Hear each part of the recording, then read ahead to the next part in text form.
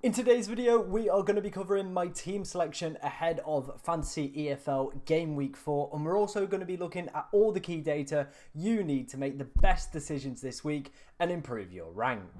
Now, before we dive into today's video, I just want to say that if you do enjoy the Fantasy EFL content on the channel, please be sure to like, comment, and subscribe so we keep obviously producing amazing content for you guys. Right, let's start off with my game week 3 team kind of scores, if you like, to be honest. And as you can see, we've done something a little bit crafty here, and it's something that I'm going to recommend for weeks going forward. And that is, if I obviously suggest, or you look at some of the data and see that there's a good team playing on a Thursday, Friday, or an early kickoff on a Saturday, I would throw my vice on them and use this kind of crafty tactic, if you like, to be honest.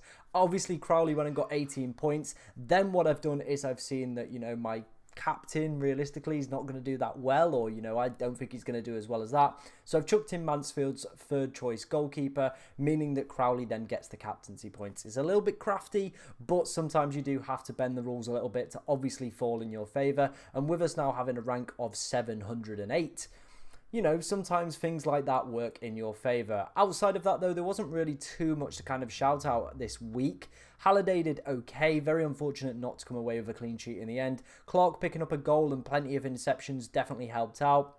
Latte, I was very, very disappointed that he didn't manage to get us a goal, so it is what it is. Ben Wells and Molyneux didn't really do anything either, so it was a little bit disappointing on that front. However, the captaincy definitely pulled our week around, and the two teams as well, 7 points from both of those. We highlighted those as good teams to be targeting this week. They did deliver. Unfortunately, they both didn't manage to score that second goal, which is a little bit frustrating. Could have been another 2 points to each total there. That would have really put us into a great position coming forward for this week. However, though, still a great week. We've obviously found this little bit of a captaincy kind of trap as well that we can obviously exploit for future weeks as well. And we're in a really good position to definitely kick on now, entering that top 1,000, entering the top 750 as well. Let's go and take a look at some data and my team selection for game week 4. Starting off, we are going to take a look at predicted clean sheets. Now, obviously, I do post all this on Twitter as well, with more in-depth guides as well for certain players to be targeting, and of course certain teams to be targeting. So make sure you are following me for more Fantasy EFL content over there as well. Link in the description, or it'll pop above my head at some point as well. Right, let's start off with clean sheets first. As you can see, there's kind of I would say 3 key teams here. Then the rest of them, it's not really great numbers compared to what we saw with last week. Leeds, Bolton and Birmingham would be the defences I would be looking to target this week. Outside of that, though, it does start to tail away very, very rapidly as well. West Brom, Bristol Rovers, Stevenage, Blackpool, and then when we're getting to Luton, Burnley and Borough, probably not worth any consideration. So for me, Leeds defence, definitely one I would be looking to target. Bolton defence as well, they've got some really good players to pick from, as have Birmingham as well, and those would be the teams that I would be looking to consider for clean sheets and for my defensive picks this week. Moving on to the projected goals, again, these are some of the highest that I've ever seen so far this season. I think now, obviously the betting markets are starting to understand where, of course, certain teams are going to do well, which teams are better at creating opportunities. We are starting to see higher projected goals. I think the highest we had before this was around 1.6, and that was last week. Now, third place is 1.62 with Bolton. Birmingham and Leeds are a country mile clear, and again, would be 2 teams I would be looking to target, not only from a defensive standpoint, but from an attacking standpoint. I also think they bode well if you want to select them for teams as well going forward for this week. I would recommend as well probably picking up a midfielder or at least a striker from both of these sides as well. Like I said, this is the highest projected goals we have seen so far from the betting data as well. So definitely, in my opinion, worth attacking this. But yeah, that was the obviously team data and stuff like that. Like I said, if you want to go and check out my Twitter as well, there's plenty more in-depth guides and obviously more kind of betting data stuff that will make you pick better players as well. But that's enough of that. Let's go and take a look at my team for game week 4. Wasting no time, let's dive straight into this team. Starting off in goal is going to be Josh Griffiths. As we saw with the last section, Bristol Rovers are a pretty decent side for a clean sheet this week, 38.1% probability. He's also pretty decent at picking up saves, this goalkeeper as well. However, it is one of those positions that is the lowest scoring, so I'm not too worried. I think as long as we try and target goalkeepers that, have decent clean sheet odds, but could also pick up some saves along the way. They've got Cambridge. They are struggling in League One at the moment. So I think if you're a Bristol Rovers fan, I would be hoping that you can get a clean sheet this week. That's what I'm hopeful for my goalkeeper. Decent, betting odds in terms of clean sheet. So I think this one could be a little bit of a winner. Obviously not one of the top teams for clean sheets, but as we'll see now with my defenders, we have gone for a Leeds and Bolton pairing in the defence. Obviously those were two of the top teams projected for clean sheets this week. We've gone for Santos, again, a very popular player for those that are playing around that League One level. Bolton, I would probably say this is their easiest fixture they've had so far this season. This is the first time that they've actually cropped up when looking at obviously the projected goals, clean sheets, percentage chances of winning. Prior to this, they've not really been in any sort of consideration for me, and this is the first time I've had Bolton as kind of any kind of tail marks to be picking their players. So we've gone with Santos, the highest scoring defender so far for them this season, and a 46.5% chance of a clean sheet as well. So I'm feeling quite confident on that one. Then we've gone for, obviously, Strowick from Leeds.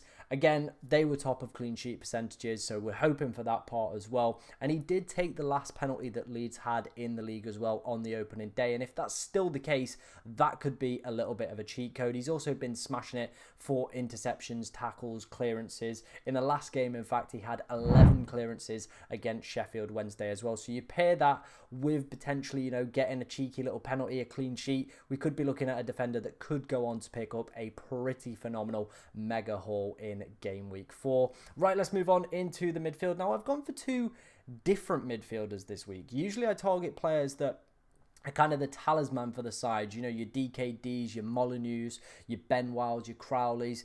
This week we've gone for Billick from Birmingham. Again, obviously, as we saw, they're one of the best teams for projected wins, projected goals, all that good stuff this week. And he so far is averaging 9.3 points across the opening 3 game weeks. And that is mainly down to the fact that he's playing as a centre-back, but he's picking up so many interceptions that it's just breaking the game a little bit, because the midfielders actually quite score really, really well for interceptions as well. So it's just breaking the game a little bit, and he's doing extremely well as a consistent point scorer. And I think with Birmingham having decent odds of winning this game, if he maybe could crop up with a goal from a corner, as well as topping off some of these interception points, we could be looking at a very, very steady cheat code. Or at the minimum, could be looking at a player that could pick up between 5 and 6 points just for doing his job. And that is sometimes what we need to just keep things ticking along nicely and obviously progressing the rank within the side. Same goes for Alfie Doherty. He will be playing in the back line, but again, feels like a little bit of a cheat code, because he is, again, just picking up points for making the interceptions, getting the key passes points, which, other defenders wouldn't be doing.